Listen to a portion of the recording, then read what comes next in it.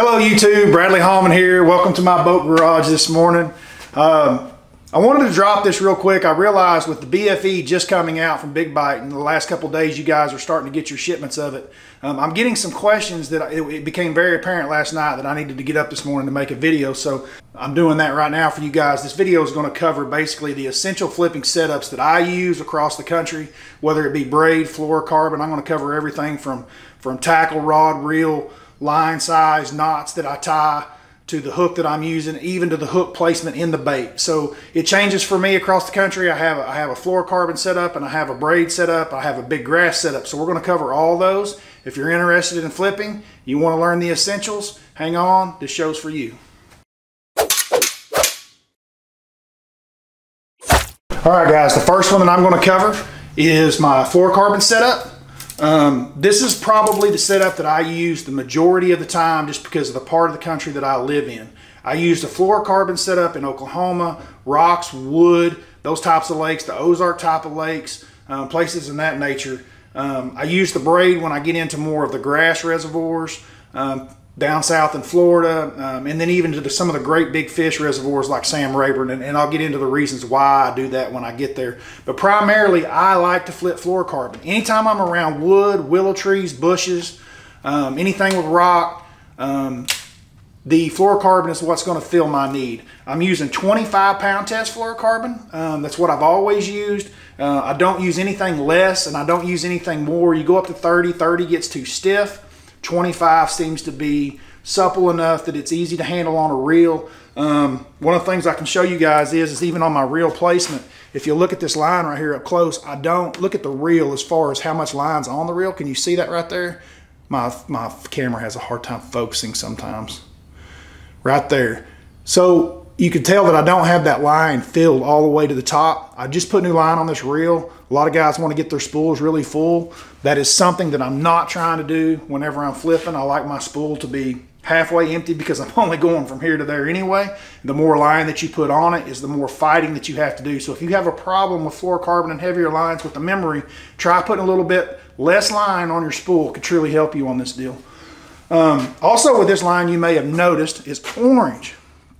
So what the deal is with this line is this is actually a new line that Sunline came out with and released last year at ICAST, and I've been using it for a year now. This is actually a Jason Christie line. I think around here somewhere I've got the box of it because I just fooled it. This is a Sunline Power 2C FC. That's what that line is. I love how that camera doesn't focus, or does focus. Okay, so Power 2C FC. So with this line, you have about a 1 foot section of orange, and then you have about a 3 foot section of clear. And what this orange is for and what it allows me to do is it's basically a strike indicator.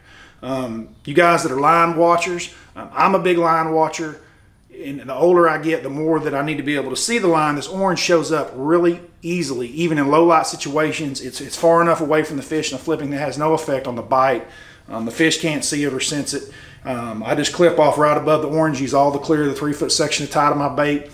But what it allows me to do is whenever I'm flipping into those dark spots and those shades, I'm watching my line, and being a line watcher is so critical because just a little tick or a little movement of that line, something that you never feel on your rod, can be a fish biting, and you miss that bite. With being able to watch your line like that, as a line watcher, you will detect and pick up on very subtle bites that you'll never feel with your rod tip, but you'll see with your eyes. And this new line by Sunline with this little orange, I call it the strike indicator in the line. I've been a pretty big fan of, and just the overall strength of the line. So that's 25 pound Sunline F2C, Power 2C FC. With this rod also is a Falcon Amistad extra heavy. So I'm using the extra heavy with the fluorocarbon. I use just the regular Amistad when I'm flipping braid. It's not as stiff. I want a little heavier hook set with this rod. So that's pretty much my setup on a 7/4-to-1 reel. So we got a 7/4-to-1 reel. We got a 7'4" extra heavy stiff flipping stick with 25 pound test fluorocarbon line on, okay? So that's pretty much my fluorocarbon setup. I'm going to show you guys the hook that I use, the knot that I use, and the weight sizes that I use for this. So just a second. All right, guys, this is what I'm getting a lot of questions about. So what hooks and what am I using for my flipping? So when I'm flipping across the country wood and I'm flipping fluorocarbon, whether it be rock or wood, these are the hooks that I'm using. These are both Hayabusas. They're 959s. These are the EWG style hooks. These two particular hooks happen to be the heavy duty. That's what I use. It's got the thicker diameter because we are flipping 25-pound fluorocarbon. I'm primarily using a 1/4 to a 3/8 ounce weight. Sometimes down to 3/16 and sometimes as high as a half. Anything bigger than that, I'm going to go to flipping braid more than likely. Also, my bobber stopper. So this is your bobber stopper right here. And you guys that hadn't seen this, I'll show you how to tie all this and how it all goes together. And the knot that I tie to put this hook on. All right, guys, the rigging of this is really simple. You're going to take your bobber stopper first. Don't forget to put your bobber stopper on first. You got these little bobber stoppers here, the wire, and there's a little hole. I don't know if you can see it, there's a little hole in the wire at the end. We're going to run our line through the eye of one of those holes. Just like that.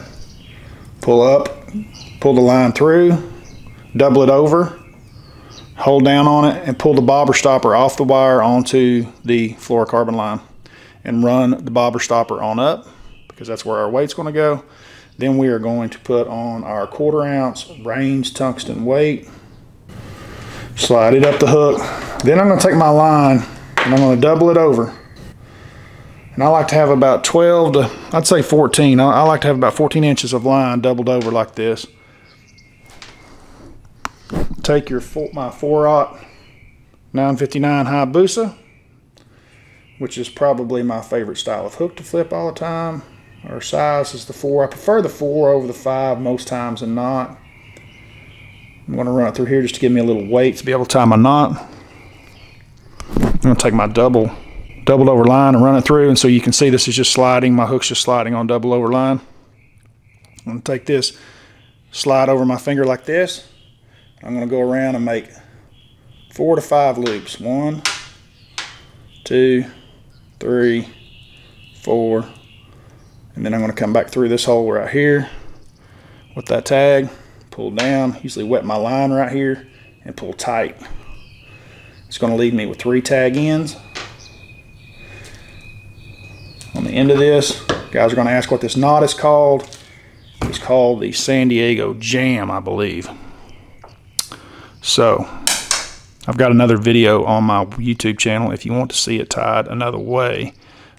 More light on it, but that's basically the knot.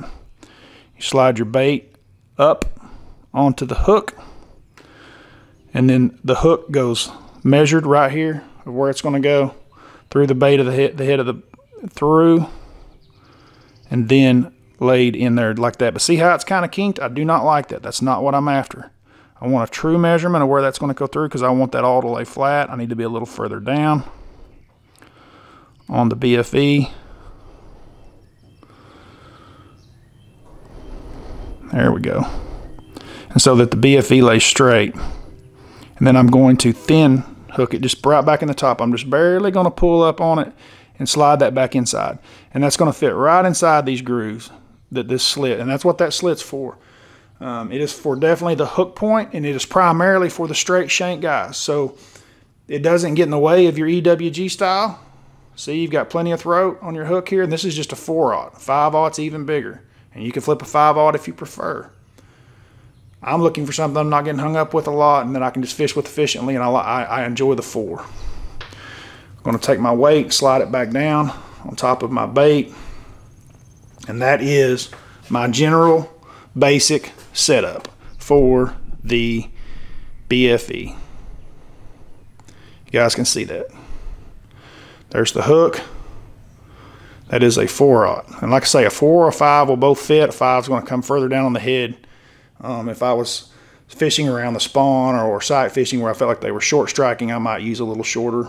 But that's basically the setup that I'm looking for right there. All right, guys, I got my braid set up here in my hand. The thing that's going to differ from this one is this one is just my everyday braid setup.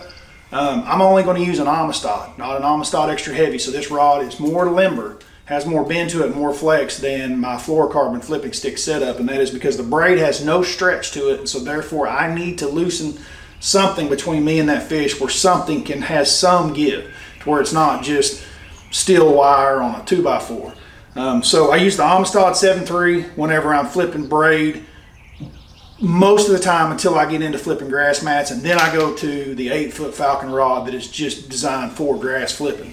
That would be in heavy grass situations, mats such as in Florida, sometimes in Texas whenever we start flipping in the summertime with some big outside hydraulic grass lines. But other than that, most of the time, if my flipping is going to consist of this rod right here, it's a little easier to handle, not so heavy on the body, and I can get the job done with this right here day in and day out. Same thing as the other, still got a 7-to-4 gear ratio reel. This one is going to run usually a 1/2 ounce weight. It's generally kind of the smallest side that I've got on this. Maybe a 3/8, 3/8 half, and then up all the way up to 2 ounce. And that's pretty much it, guys. I'll show you guys how I tie the hook and the bait and everything in the presentation with it to make it up to where even if it's a punch rig such as this one, you can see how I've got it all rigged up and how I'm getting there with the hook placement into the BFE and the knot that I'm tying and using for this bait. So, okay guys, here is primarily my braid setup.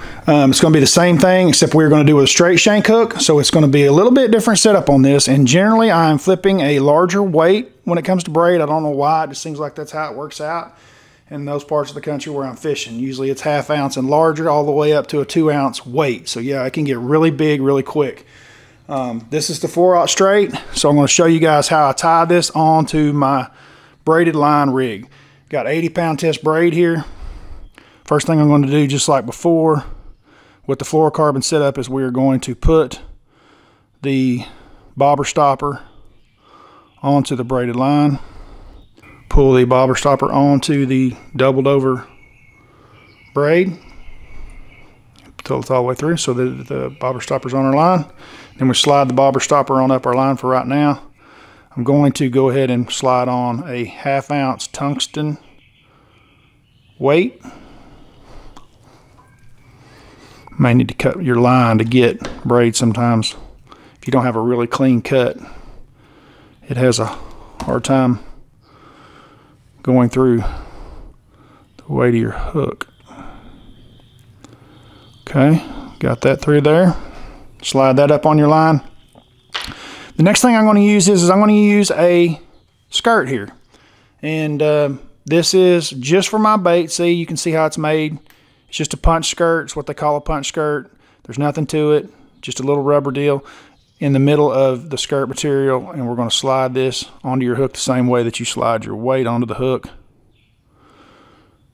Nothing complicated there. It goes right below my weight, and then I'm going to tie my hook. So with the hook tying process, it's pretty easy. I always hold the hook like this. Where the point of the hook is important, because where the point of the hook is what I call the front, is the side of the hook of the eyelet that your line needs to go through. Do not stick your line through tying this knot through the back side this way. First, it has to enter through here.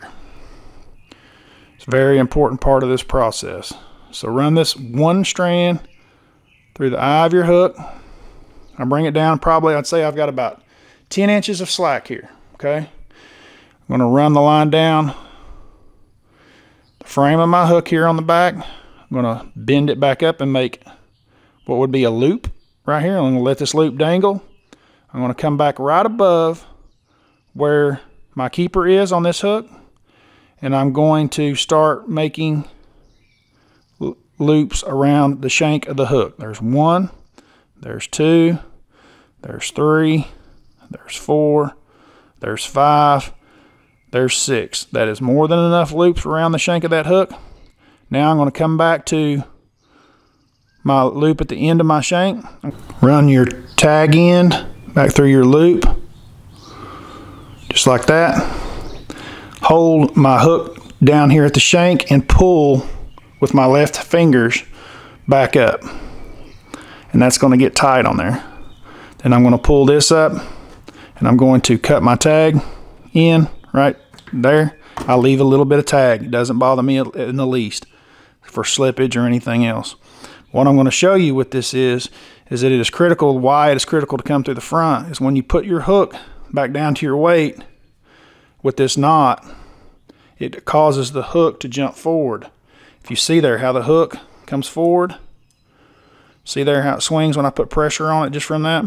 That's going to the roof of the fish's mouth. Anytime if the fish was to have a hold of that weight or anything else whenever I do a pull hook set with this braid, which is very important. Okay.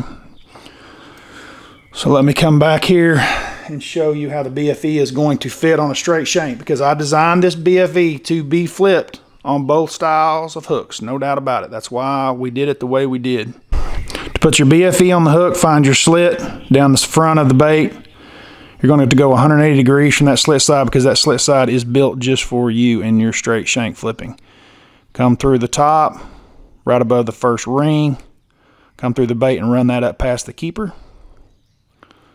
Just past your keeper, and then pull back down.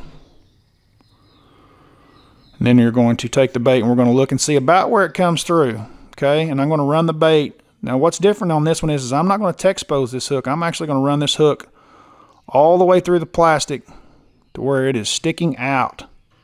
Barely poking out, but I want it to poke out inside that crevice of this hook. I don't want it hooked in any rings. I don't want it hooked in anything. I just want it to poke straight out so that it is somewhat exposed, but hidden by these rings. And if you see here is exactly what I've got. This bait's laying straight, but if you pull this back and look, the hook point's right there. You see it? It's going through a fish's mouth. I mean, it is literally exposed, but it's still right there, so you're not going to get caught up in any grass or any mat that you're flipping or punching. Is going to allow that thing to pass straight through with the weight on it. But when a fish grabs a hold of it and you put just a little tension on it, you're going to be able to get a hook in that fish. We're going to slide all this down, and that's basically how you're going to look when it's all rigged up with a straight shank. This is specifically why we put this slit in this side of this bait, was so that it would allow you to run that hook through there without T-exposing it, and to leave it to where it sticks out. It will make your hookup ratio. Your hookup ratio should be extremely, extremely high. You should not be losing fish with this bait with the way that's designed. Okay guys, that's it. Right here is your essentials. I hope this helps you with the flipping bite. That's primarily what I'm using. These are my two setups that I use to travel the country with. You've seen them both, Braid and Fluorocarbon, and how I set them up, how I rig, how I tie them. I hope this video helps you out. I know there's a lot of guys receiving their BFEs right now and wondering about the rigging situation, so I wanted to explain why the slit was on the side and how it was to be used, and for each hook's type set, whichever you may prefer. I do think that I'm a little bit different with the way that I use two hooks and two different type setups in the country. I think most guys are either straight shank guys or probably EWG style guys. But I know that I am in the middle, and I prefer both at different times and different situations, so I want to pass it along to you guys. If you like this video, please don't forget to hit the subscribe button. Leave comments below. Any questions you guys might have that I didn't cover in this video, please hit me up at the bottom and I'll get back with you. As always, thanks for watching, and I'm out of here.